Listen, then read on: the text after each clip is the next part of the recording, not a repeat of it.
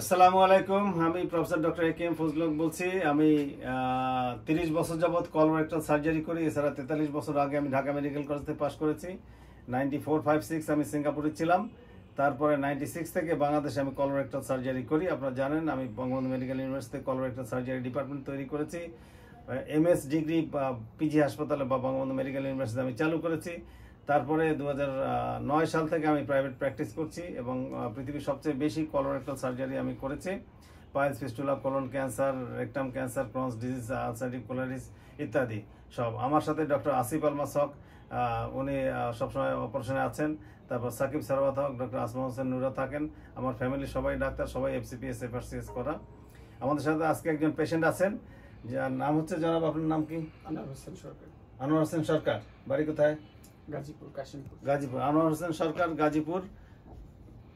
গাজীপুর কাশিমপুর।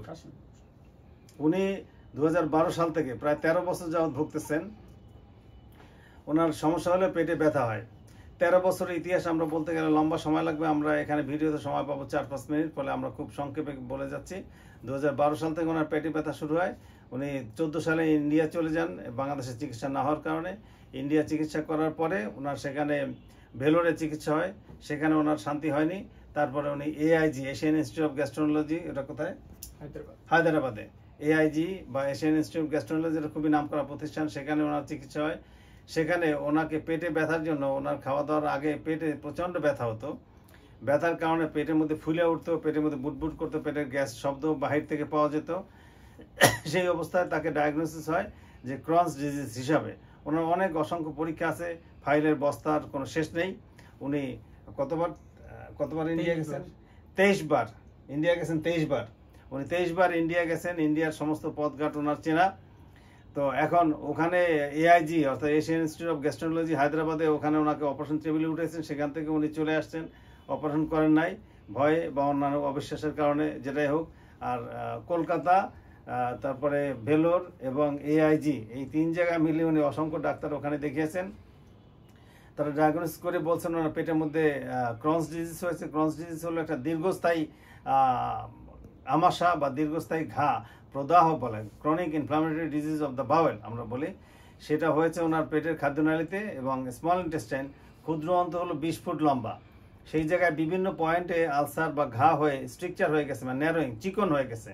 চিকন হয়ে যাওয়ার পরে ওনার একটা জিনিস হতো, ডায়রিয়া হতো, পেটে ব্যথা হতো, পেটে ব্যথা, তীব্র ব্যথা। উনি পেটে ব্যথার জন্য পেটে স্যাক দিতে দিতে পেটে ঘা বানাই ফেলছেন, পেটের চামড়া ওনার পুড়ে গেছে। তো এইসব লম্বা 13-14 বছরের ইতিহাস এবং ইন্ডিয়ায় 23 বার যাওয়ার ইতিহাস লম্বা চড়া। সেই কথা ওনার সাথে আলোচনা করলে দিন রাত্রি শেষ হয়ে যাবে, তো সেটা আমরা পারবো না। আমরা সংক্ষেপে আপনাদের বলতেছি যে এই 23 বার ইন্ডিয়া যাওয়া এবং কলকাতা থেকে, ভেলোর থেকে, এআইজি, হায়দ্রাবাদ, সমস্ত কিছু দেখা, বাংলাদেশের সব ডাক্তার দেখা। তারপরে আমাদের সাথে আছেন কবে থেকে? 2 বছর যাবত উনি আমাদেরকেও দেখান। তো 2 বছর আমাদেরকে দেখানোর পরে আমরাও বিভিন্ন পরীক্ষা নিরীক্ষা এবং যে ইন্ডিয়ার যে কাগজপত্র সেগুলো অ্যানালাইসিস করে 2 বছর পর আমরা সিদ্ধান্ত নিলাম যে অপারেশন করব। ইন্ডিয়াতে এআইজিতে ওনাকে অপারেশন করতে বলেছেন, কিন্তু তারা অপারেশন সাকসেস রেট সম্বন্ধে কোনো আশা দেয়নি, বর্তমানে করতে চায় না, অনীহা। তো ইন্ডিয়ার চিকিৎসা, ইন্ডিয়ার যে এআইজিতে তারা অপারেশন করতে অনীহা দেখাইছে, যে এটা খাদ্যনালীর বিভিন্ন জায়গায় চিকন হয়ে গেছে, স্ট্রিকচার হয়ে গেছে, বিভিন্ন জায়গায় ঘা হয়ে গেছে। এর কতটুকুন আমরা কাটবো, কতটুকুন কি হবে, কতটুকুন ফেলে দেবো, কোনো নিশ্চয়তা নাই। ফলে এই অপারেশনটার সাকসেস সম্বন্ধে তাদের এআইজির, এশিয়ান ইনস্টিটিউট অফ গ্যাস্ট্রোনোলজি, তাদের সন্দেহ আছে বলে তারা ওটা করতে তেমন একটা আগ্রহ দেখায়নি। আমরা অনুপায় হয়ে ওনার তীব্র ব্যথা যন্ত্রণা, ব্যথায় চিল্লাচিল্লি, ব্যথায় কাতর এবং খেতে পারতেন না কিছু, শুকিয়ে গেছেন। ওনার হাত পা আপনারা দেখলে বুঝতেছেন যে উনি কিভাবে শুকিয়ে গেছেন। এই তো আপনার আগে ওজন কত ছিল এই যে চিকিৎসার আগে? 2012 সালে 58 কেজি। এখন কত?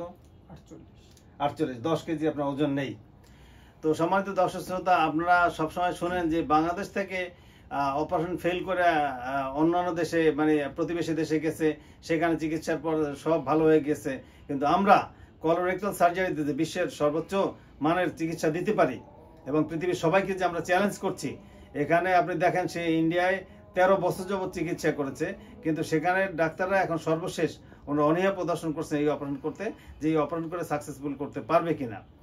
তো এই অপারেশনটা আমরা করেছি কয়েকদিন 7 দিন আগে। 7 দিন আগে করার পরে আপনাকে আমরা খাবার দিয়েছি। সেই খাবার আপনি লিকুইড খাবার খাচ্ছেন। কি কি খাচ্ছেন লিকুইড খাবারে? স্যুপ, জাউ, ডিম সিদ্ধ। তো স্যুপ, জাউ আর ডিম সিদ্ধ। তা আমরা খাই কি? আমরাও তো এটাই খাই। আমরা ভাতটাকে খাই শক্ত ভাত চিবাইয়া খেলে পরে জাউ হয়ে যায়। আপনি যখন যে খাবারটাই খান সেটা চিবাইয়া খেলে পরে জাউ হয়ে যায়। ডিম খাচ্ছেন, জাউ ভাত খাচ্ছেন, আর কি? স্যুপ। এই খাবারটা আপনার আগে খাইলে পরে পেটে ব্যথা করতো না? এখন কি সেই পেটে ব্যথা আছে? অপারেশন আগের পেটে ব্যথা এখন আছে? না, অনেক চেঞ্জ আছে। এখন অনেক চেঞ্জ আছে। মানে অনেক আপনি বুঝতেছেন যে এই খাবারটাই আপনি অপারেশন আগে খেয়ে তো আপনি সুস্থ বোধ করতেন না, মানে পেটে রাখতে পারতেন না বা পেটে ব্যথা হতো। হ্যাঁ, ব্যথা হতো, কিন্তু চেঞ্জ আছে, অনেক ডিস্টেন্স আমি বুঝতে পারি। এখন বুঝতে পারেন? আচ্ছা, সম্মানিত দর্শক শ্রোতা, উনি বলতেছেন যে অপারেশনের আগে এই খাবার খেয়ে উনি সহ্য করতে পারতেন না, পেটে ব্যথা হতো, পেট ফুলে যেত। অপারেশন কথা আমরা বলছি, অপারেশন আমাদের কয়েক ঘন্টা সময় লেগেছে এই অপারেশনে।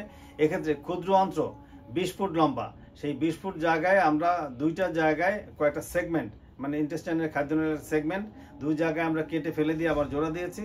এছাড়া বেশ কয়েক জায়গায় খাদ্যনালী চিকন হয়ে গেছিল, স্ট্রিকচার বলে এটাকে, চিকন হয়ে গেছে, সেইটা আমরা প্লাস্টিক করেছি। অর্থাৎ স্মল ইন্টেস্টাইনের আমরা প্লাস্টিক অপারেশন করেছি, যাতে যে স্ট্রিকচার ন্যারোয়িং যেটা আছে, চিকন যেটা আছে, সেটা বড় হয়ে যায়। ওটা বলে যে জন্য প্লাস্টিক, অথবা স্মল বাউলে আইলেও প্লাস্টিক, এভাবে আমরা করেছি। করার পরে এখন আপনার যে কয়দিন যাবে আস্তে আস্তে আপনার ওজন বাড়বে এবং আপনি খাচ্ছেন, আপনার মনের দুশ্চিন্তা কমছে? এখন কমছে? তা আপনি দর্শকদের উদ্দেশ্যে কিছু বলেন যে আপনি মানে যে ইন্ডিয়ায় চিকিৎসা করলেন, আমরা করলাম, এর মধ্যে আপনার কোনো পার্থক্য বা কিছু মনে হয় কিনা? স্যার, পার্থক্য হলো সবচেয়ে বড়, একটু জোরে বলতে হবে কেন লোকেরা? সবচেয়ে বড় ব্যাপার হলো আসিফ স্যার। জি, ডক্টর আসিফ আল মাসুক। হ্যাঁ, জি, একমাত্র ওনার ব্যবহারে, ওনার কথাতে আমি যে অপারেশন করাইছি। আমার রানিং ইন্ডিয়ান ভিসা আছে। রানিং ইন্ডিয়ান ভিসা এখনো আছে? এখন আছে। 21 তারিখ আমি মাত্র ভিসাই পেয়েছি হাতে। হ্যাঁ, তারপর আমি যাইনি, জান নাই। তারপর শুধু স্যারের পছন্দ করি যে ধাক করবে। মানুষ যে কোনো সময় মারা যেতে পারে, মারা গেলে দেশেই মারা যায়, মারা তো আপনি জান না, যাই না শুই না, একটা ভালো লোকের হাতেই মারা যায়। আচ্ছা, ওই ইন্ডিয়াতে যে মারা যায় ঝামেলায় পড়ার প্রয়োজন নেই। জি, তাহলে এখন আপনি বলছেন যে এই অপারেশন আপনি ইন্ডিয়ায় মারা যাওয়ার চেয়ে বাংলাদেশে মারা যাওয়া ভালো। তা আপনি তো অপারেশন পরে আজকে 8ম দিন, তো 8ম দিনে আপনি মারা তো আল্লাহর রহমতে যান নাই, এবং আপনি খাচ্ছেন, ডিম খাচ্ছেন, জওয়াবাত খাচ্ছেন, খাচ্ছেন। এবং ইন্ডিয়াতে আপনারা তো, তারা বলছে যে আমরা অপারেশন করবো না, কত রুন কাটবো, কোন জায়গায় কাটবো, কি করবো, এটার কোনো আগামাথা নাই, তামাদি নাই। যে খাদ্যনালী 20 ফুট লম্বা, তার সব জায়গায় চিকন হয়ে গেছে, ইনফেকশন, ইনফ্লামেশন হয়ে গেছে। তা আমরা কোন জায়গাটা এটা কাটবো, কোথায় ধরবো, কোথায় শুরু করবো, কোথায় শেষ করবো, এই জিনিসটা আপনি অপারেশন থিয়েটারের টেবিলে উঠছেন, সেখান থেকে আপনাকে ফেরত দিচ্ছে বোধহয়, তাই না? অপারেশন টাকা জমানো ছিল, ব্লাড জমানোর কথা ছিল। হ্যাঁ, তারপরে ফেরত আসছেন। তো এখন আমাদের এখানে চিকিৎসা সম্বন্ধে আর ইন্ডিয়ার চিকিৎসা সম্বন্ধে আপনার কি মনে আসে, সেই কথাটা বলেন। স্যার, এটা বলার কিছু না, এটা হয়তো যারা না বলেন, আপনার যেটা মনে আসে, আপনি সেটা, আপনি যেহেতু 23 বার ওখানে গেছেন, আপনাদের সম্পর্কে ধীরে ধীরে খোঁজ নিতে নিতে আমি সবকিছু জানি। জি জি, মানে মনে হয় যে আপনার চেয়ে বেশি আমি আপনার সম্পর্কে জানি, এরকম ভিডিও দেখি, তারপরে আসিফ স্যারেরই দেখি, আপনারা কোথায় কিভাবে ছিলেন বা কি ধরনের ডিগ্রি নিয়েছেন সব জানি। এই আসিফ স্যারের মতো একজন, মানে ওই যে বড় বড় হসপিটাল ভেলুরে যাই বা আমি এইজিতে যাই, আমি লাস্ট কিছুদিন আগে 2 মাস আগে আমি কাগজপাতি পাঠাইছি ইয়েতে, অ্যাপোলোতে, চেন্নাই অ্যাপোলো। ওরা বলছে হ্যাঁ এটা করা যাবে, হ্যান তেন। কিন্তু আসিফ স্যারের মতো একটা সার্জন কেউ যে আমার অপারেশন করবে কিনা, এটা তোমার সন্দেহ। ওখানে তো অসংখ্য সার্জন থাকে, আপনার অতি সাধারণ মানের একজন সার্জন হয়তো আপনারা করবে, যেহেতু আপনি বিদেশ থেকে গেছেন, আপনি তো পাত্তা সে দেবে না। আর আমরা হলাম 18 কোটি বা 17 কোটি মানুষের 30 বছর যাবত একই অপারেশন করা এক্সপেরিয়েন্সের লোক। আমাদের এখানে 100 রোগী আসলে 100ই পায়খানা রাস্তা এবং কলোনির রোগী। হ্যাঁ, তো তাহলে আপনার মঙ্গল হোক এবং ভালো থাকেন, এবং খাওয়া দাওয়া, পায়খানা হচ্ছে আপনার? পায়খানা হচ্ছে, তাহলে আপনি খাচ্ছেন, পায়খানা করছেন, এর চেয়ে আর সাকসেস আমি কি চাই, তাই না? সম্মানিত দর্শক শ্রোতা, আপনারা শুনলেন, উনি 23 বার ইন্ডিয়াতে গেছেন, চিকিৎসা করছেন, এবং কলকাতা থেকে, ভেলোর থেকে আরম্ভ করে AIG পর্যন্ত সমস্ত জায়গায় দেখছেন। আমরা কোনো ডাক্তারের দোষগুণ বলছি না, ওনার জিনিসটা অত্যন্ত দুরূহ একটা রোগ, খাদ্যনালী পেটের ভিতরে থাকে, এবং সেখানে মানে অন্তত 50টা জায়গায় স্ট্রিকচার হয়েছে, চিকন হয়ে গেছে, তার প্রদাহ হয়ে।